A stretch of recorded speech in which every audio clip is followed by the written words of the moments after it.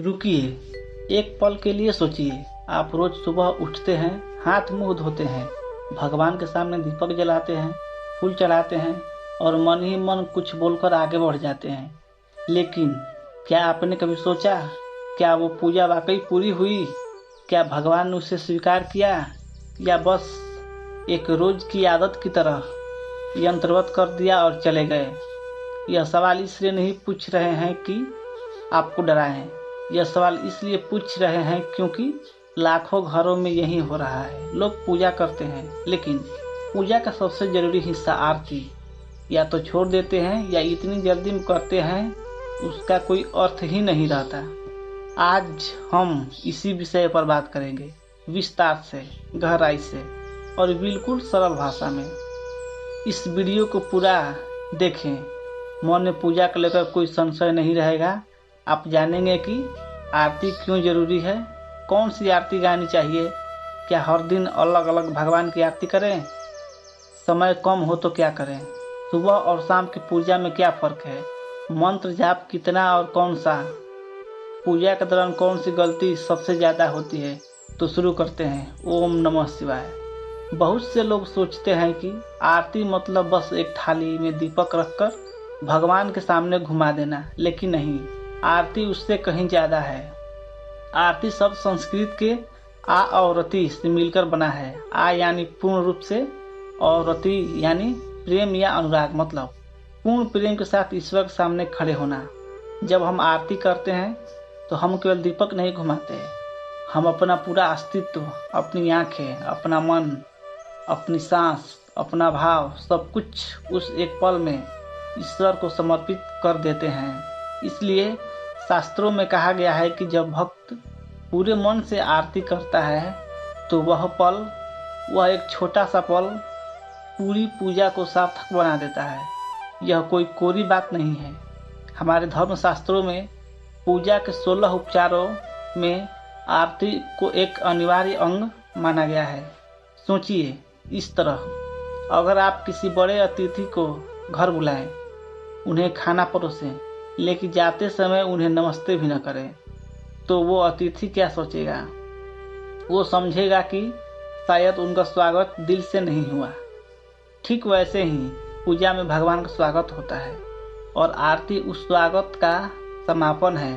बिना आरती के अपने भगवान को बुलाया, उनकी सेवा की, लेकिन विदाई नहीं दी, पूरी अधूरी रह गई। आज की दुनिया में हर कोई दौड़ रहा है। सुबह 6 बजे अलार्म बजता है, उठते ही मोबाइल देखते हैं, जल्दी से तैयार होते हैं, बच्चों को स्कूल के लिए तैयार करते हैं और इसी भाग दौड़ में पूजा या तो होती नहीं या बस औपचारिकता बन जाती है। ऐसे में जब कोई कहता है आरती भी करो तो मन में पहले ख्याल आता है, यार समय कहाँ है। लेकिन रुकिए, एक सुकून की बात सुनिए। भगवान आपसे घंटों की पूजा नहीं मांगते हैं, वो मांगते हैं आपका भाव। अगर आपके पास सिर्फ 2 मिनट हैं तो बस इतना करें, दीपक या कपूर जलाएं, उसे भगवान के सामने 5 या 7 बार घुमाएं। इस दौरान मन में अपने इष्ट देव का नाम लेते रहें।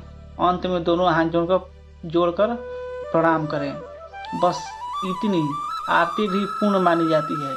यहाँ एक गहराई की बात समझिए, भगवान के लिए समय की लंबाई नहीं, भाव की गहराई मायने रखती है। एक पल का सच्चा प्रेम घंटे भर के दिखावे से बड़ा है। नहीं, आरती गाना अनिवार्य नहीं है, आरती करना अनिवार्य है। मतलब दीपक घुमाना, मन से भगवान का स्मरण करना, यह आरती है। अगर आपके पास आरती के शब्द याद नहीं है, या आप गा नहीं सकते, या आपके घर में सोए हुए लोग हैं जो जागेंगे, तो आप मौन आरती कर सकते हैं। मन ही मन ओम नमः शिवाय या जय श्री राम या हरे कृष्ण बोलते हुए दीपक घुमाइए, यह पर्याप्त है। दीपक केवल अंधेरा दूर करने के लिए नहीं जलाया जाता। दीपक एक प्रतीक है ज्ञान का, जागरण का और सकारात्मक ऊर्जा का। जब एक दीपक जलता है तो वह न केवल अंधेरे को दूर करता है, बल्कि वातावरण की नकारात्मक ऊर्जाओं को भी नष्ट करता है। इसलिए पूजा में दीपक को इतना महत्व दिया गया है। अगर संभव हो तो शुद्ध देसी घी का दीपक जलाएं। इसके कारण है घी का दीपक सबसे पवित्र माना गया है। वेदों में यज्ञ में भी घी की आहुति का विशेष महत्व है। जब घी जलता है तो वह वातावरण में विशेष प्रकार के यौगिक छोड़ता है जो हवा को शुद्ध करते हैं और बैक्टीरिया को नष्ट करते हैं। घी की सुगंध मन को शांत करती है और एकाग्रता बढ़ाती है। अगर घी न हो तो सरसों के तेल का दीपक भी बिल्कुल मान्य है। वास्तव में शनिदेव की पूजा में सरसों के तेल का दीपक विशेष रूप से शुभ माना जाता है। अगर समय बहुत कम है तो कपूर सबसे अच्छा विकल्प है। कपूर जलाने से वातावरण तुरंत शुद्ध होता है, नकारात्मक ऊर्जा तेजी से दूर होती है, सुगंध से मन एकाग्र होता है, कोई राख नहीं छोड़ता। यह इस बात का प्रतीक है कि जैसे भक्त अपना सब कुछ भगवान को समर्पित कर देता है। बहुत से लोग यह सोचते हैं कि अलग अलग दिन अलग अलग भगवान की आरती करनी चाहिए। सोमवार को शिव जी की, मंगलवार को हनुमान जी की, बुधवार को गणेश जी की, गुरुवार को विष्णु जी की, शुक्रवार को लक्ष्मी जी की, शनिवार को शनिदेव की, रविवार को सूर्यदेव की। यह सोच गलत है, क्योंकि इससे आपका मन कभी एक जगह स्थिर नहीं होता। हर दिन नया भगवान, नई आरती, नया मंत्र, तो भक्ति में गहराई कैसे आएगी? भक्ति का अर्थ है किसी एक ईश्वर के साथ इतना गहरा रिश्ता बनाना कि वो आपके जीवन का हिस्सा बन जाए। इष्ट देव यानी वो भगवान जो आपके सबसे करीब है, जिनका नाम लेते ही आपका दिल भर आए, जिनकी तस्वीर देखते ही आपको शांति मिले। किसी को शिव जी प्रिय हैं, किसी को राम जी, किसी को कृष्णा जी, किसी को माँ दुर्गा, किसी को हनुमान जी। यह आपका व्यक्तिगत संबंध है, आपके और ईश्वर के बीच का। इसे किसी कैलेंडर की तारीख से मत तोड़िए। अपने इष्ट देव की आरती हर दिन करें।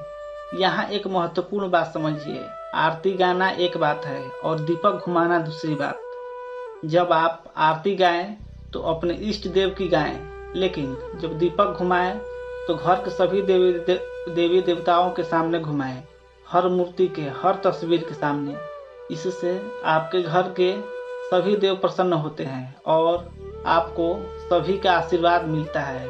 अगर आप एक ऐसी आरती चाहते हैं जो हर दिन गाई जा सके, जिससे सभी देवताओं का स्मरण हो, तो वह है ओम जय जगदीश हरे।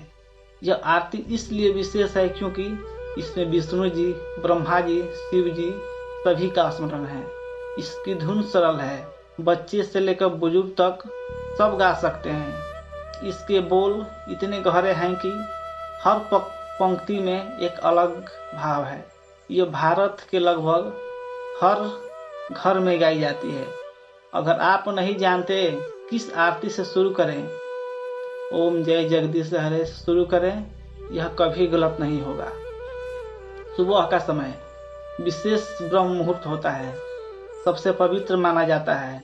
इस समय वातावरण में सात्विक ऊर्जा का प्रवाह सबसे अधिक होता है। जब आप सुबह उठकर सबसे पहले भगवान का स्मरण करते हैं तो आप पूरे दिन के लिए एक सकारात्मक ऊर्जा का आधार तैयार करते हैं। इसलिए कहा जाता है, प्रातःकाल भगवान का नाम लो, दिन सफल जाएगा। अगर आपके पास पर्याप्त समय है तो स्नान के बाद साफ वस्त्र पहनकर पूजा पर बैठें। भगवान की मूर्ति या तस्वीर को साफ कपड़े से पोंछें। हाथ में जल लेकर 3 बार पिएं। दूध, दही, घी, शहद, चक्कर से अभिषेक करें। सोमवार को विशेष रूप से करना है। जल अर्पित करें, वस्त्र चढ़ाएं, फूल चढ़ाएं, धूप दिए जलाएं, नैवेद्य प्रसाद अर्पित करें, आरती करें, परिक्रमा करें, प्रणाम करें और आशीर्वाद लें। अगर जल्दी है, हाथ पाँव धोएं, भगवान को जल अर्पित करें, एक फूल चढ़ाएं, दीपक या कपूर जलाएं, 5 या 7 बार घुमाएं, मन में नाम लेते हुए घुमाना है, फिर प्रणाम करें। बहुत से लोग सोचते हैं सब पूजा कर ली तो शाम की जरूरत क्या है, लेकिन यह सोचना ठीक वैसे ही है जैसे कोई कहे सुबह खाना खा लिया तो शाम को खाने की ज़रूरत क्या है। सुबह और शाम की पूजा के अलग अलग उद्देश्य हैं। सुबह की पूजा दिन की शुरुआत में भगवान से शक्ति और मार्गदर्शन मांगता है, और शाम की पूजा दिन भर जो मिला जो हुआ उसके लिए भगवान के प्रति कृतज्ञता व्यक्त करना है। सूर्यास्त के आसपास के समय यानी संध्या काल पूजा के लिए विशेष रूप से शुभ माना गया है। इस समय घर में दीपक जलाना अत्यंत शुभ है। घर के हर कोने में, विशेषकर तुलसी के पास, मंदिर के पास और दरवाजे के बाहर दीपक जलाएं। यह परंपरा केवल धार्मिक नहीं बल्कि वैज्ञानिक भी है। शाम के समय जब वातावरण बदलता है तो नकारात्मक ऊर्जाओं का प्रवाह बढ़ता है। दीपक की रोशनी और उसकी ऊष्मा इन्हें दूर रखती है। घर को साफ करें, विशेष रूप से पूजा स्थान को। संध्या दीपक जलाएं, तुलसी माता को जल अर्पित करें। घर के मंदिर में दीपक जलाएं, आरती करें, भगवान से दिन की गलतियों के लिए क्षमा मांगे, आभार व्यक्त करें। शाम को थकान होना स्वाभाविक है, ऐसे में बहुत लंबी पूजा करना संभव नहीं, लेकिन कम से कम यह करें, दीपक जलाएं, भगवान के सामने 2 मिनट बैठें और मन ही मन कहें, भगवान आज के दिन के लिए शुक्रिया। यह भी पूजा है, यह भी भक्ति है। यह शब्द 2 भागों से बना है, मन और त्र, यानी वह मन की रक्षा करे। मंत्र वो ध्वनि है जो आपके मन को एकाग्र करती है, शांत करती है और आपको ईश्वर के करीब ले जाती है। जब एक ही मंत्र को बार बार दोहराते हैं तो वह आपके अवचेतन मन में उतर जाता है। धीरे धीरे पाते हैं कि वह मंत्र आपके साथ हर समय रहने लगता है। चलते फिरते, काम करते, सोते जागते, यही मंत्र जाप की असली शक्ति है। वही मंत्र जो आपके इष्ट देव से जुड़ा हो। शिव भक्तों के लिए ओम नमः शिवाय, विष्णु या कृष्ण भक्तों के लिए ओम नमो भगवते वासुदेवाय, राम भक्तों के लिए जय श्री राम, दुर्गा माता के लिए जय माता दी और हनुमान भक्तों के लिए जय बजरंगबली। आज एक मंत्र, कल दूसरा, परसों तीसरा, यह जाप नहीं भटकाव है। एक मंत्र चुनिए, उसे महीनों सालों तक जपिए, देखिए कैसे वह मंत्र आपके जीवन को बदलता है। यह सबसे आम और सबसे बड़ी गलती है। आप आरती कर रहे हैं लेकिन मन में चल रहा है आज ऑफिस में मीटिंग है, बच्चों का होमवर्क नहीं हुआ, आज क्या बनाएंगे खाने में। इस तरह की आरती का कोई अर्थ नहीं। भगवान आपसे लंबी पूजा नहीं मांगते, वो मांगते हैं 5 मिनट, सिर्फ उनके साथ बिना किसी और विचार के। समाधान करने के लिए पूजा से पहले 5 गहरी सांस लें, अपने सभी विचारों को एक तरफ रखने का संकल्प करें, फिर पूजा शुरू करें। बहुत से घरों में पूजा एक रूटीन बन जाती है, जैसे दांत साफ करना या नाश्ता करना। उठे, दीपक जलाया, जल्दी से थाली घुमाई, प्रणाम किया, चले गए। कोई भावना नहीं, कोई संवाद नहीं, बस एक काम पूरा किया। लेकिन पूजा काम नहीं, संबंध है भगवान का आपके साथ। भगवान का स्थान यानी आपके घर का मंदिर, इसे हमेशा साफ और व्यवस्थित रखना चाहिए। लेकिन अक्सर क्या होता है, मूर्तियों पर धूल जम जाती है, पुराने फूल सड़ते रहते हैं, पुराना प्रसाद वहीं रखा रहता है, चारों तरफ सामान बिखरा होता है। यह ठीक नहीं। जिस स्थान को आप भगवान का घर मानते हैं वहाँ की सफाई भगवान के प्रति आपके सम्मान का प्रमाण है। हर दिन पूजा से पहले मंदिर को साफ करें, हफ्ते में एक बार गहरी सफाई करें, मूर्तियाँ पोंछें, पुराने फूल हटाएं, नए फूल चढ़ाएं। आरती हो गई, झट से उठे, काम में लग गए। लेकिन आरती के बाद एक महत्वपूर्ण कार्य बचता है, आरती लेना। जब आरती की थाली भगवान के सामने घुमाई जाए तो अंत में उसे भगवान को अर्पित करें और फिर स्वयं उस दीपक की गर्मी को अपने माथे, आँखों और हाथों पर लगाएं। यह भगवान का आशीर्वाद लेने की विधि है। आज पूजा की, कल नहीं परसों की, फिर 3 दिन छोड़ दिया। ऐसी अनियमितता पूजा से आपको पूरा फल नहीं मिलता। भक्ति एक ऐसा रिश्ता है जो नए रिश्ते संपर्क से बनते हैं। एक निश्चित समय तय करें, रोज उसी समय पूजा करें, चाहे छोटी हो लेकिन हो जरूर। पूजा शुरू होने से पहले घर का वातावरण शांत होना चाहिए, तेज आवाज़ें नहीं आनी चाहिए, झगड़े या व्यवस्था यह पूजा के लिए अनुकूल नहीं। जहाँ हो सके पूजा से कुछ मिनट पहले शांत हो जाएं। टीवी बंद करें, मोबाइल रख दें, बस बैठें और श्वास लें। अगर आरती गाना नहीं आता तो पृष्ठभूमि में भजन बजाएं। भगवान जी की आरती सुनते हुए उनके साथ मन को जोड़ें। ध्वनि और संगीत का आध्यात्मिक प्रभाव बहुत गहरा है। पूजा तो एक तरफा मत बनाइए, जहां आप बस मांग करते हो। भगवान से बात करें, उनसे अपनी समस्या कहें, उनका धन्यवाद करें, उनसे क्षमा मांगें, उनसे मार्गदर्शन मांगें। यही सच्ची भक्ति है। आरती के बाद कम से कम 2 मिनट चुप बैठें, आंखें बंद करें, भगवान की उपस्थिति को महसूस करें। यह वह पल है जब भगवान आपसे बात करते हैं, न शब्दों में बल्कि शांति से, अनुभव में। हम अक्सर पूजा में मांगते हैं धन, स्वास्थ्य, सफलता, रिश्ते, लेकिन कभी कभी बस धन्यवाद भी कहें। भगवान आपने जो दिया वो काफ़ी है, शुक्रिया। यह कृतज्ञता की भावना आपको अंदर से समृद्ध बनाती है। अगर घर में बच्चे हैं तो उन्हें पूजा में साथ लें, उनसे आरती गवाएं, उन्हें फूल चढ़ाने दें। इससे उनमें बचपन से ही भक्ति के संस्कार पड़ते हैं और परिवार में एकता आती है। अगर आप बीमार हैं और उठ नहीं सकते तो लेटे लेटे भी भगवान का नाम ले सकते हैं। मन में दीपक जलाइए, मन में आरती करिए। भगवान स्थान नहीं, भाव देखते हैं। यात्रा में भी सुबह उठकर भगवान का नाम लें। अगर मोबाइल में भजन या आरती है तो सुने। घर का मंदिर न हो तो आप कहीं भी पूजा कर सकते हैं। भगवान हर जगह हैं। कभी कभी ऐसा होता है, मन उदास है, थका हुआ है, भगवान पर विश्वास डगमगा रहा है। ऐसे समय पर पूजा करना सबसे मुश्किल होता है और सबसे जरूरी भी। ऐसे समय पर बस भगवान के सामने बैठ जाइए। कुछ करने की जरूरत नहीं, बस बैठिए और मन से कहिए, भगवान मुझे नहीं पता क्या हो रहा है, लेकिन मैं यहाँ हूँ आपके पास। यह सबसे गहरी प्रार्थना है। दीपक को हमेशा घड़ी की दिशा में यानी बाईं से दाईं ओर घुमाएं, यह शुभ माना जाता है।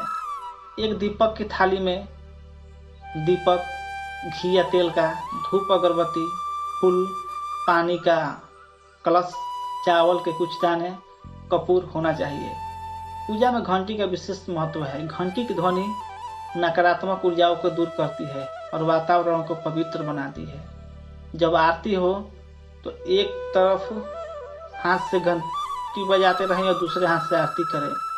अगर घर में शंख हो तो पूजा की शुरुआत और पूजा के समय शंख बजाएं।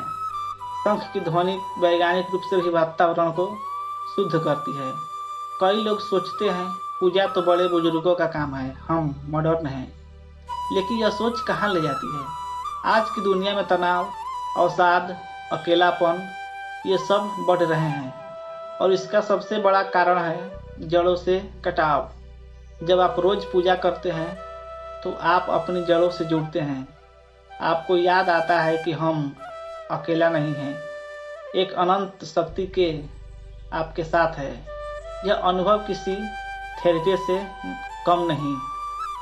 आप जिम के लिए 1 घंटा समय निकाल सकते हैं, ऑफिस के लिए 8 घंटे निकाल सकते हैं, सोशल मीडिया के लिए कितने घंटे निकाल लेते हैं यह तो आप जानते हैं।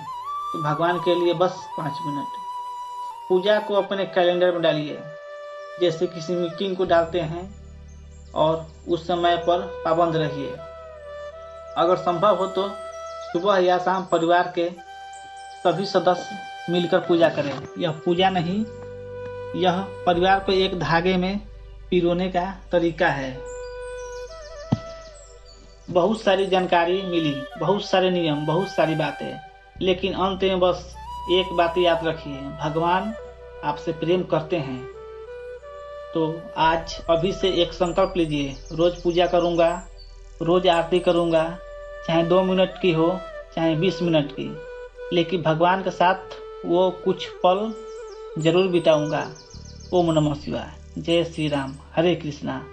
अगर वीडियो आपको यह पसंद आई हो, इसे लाइक करें, हमारे चैनल को सब्सक्राइब करें और नीचे कमेंट में लिखें ओम नमः शिवाय या हर हर महादेव।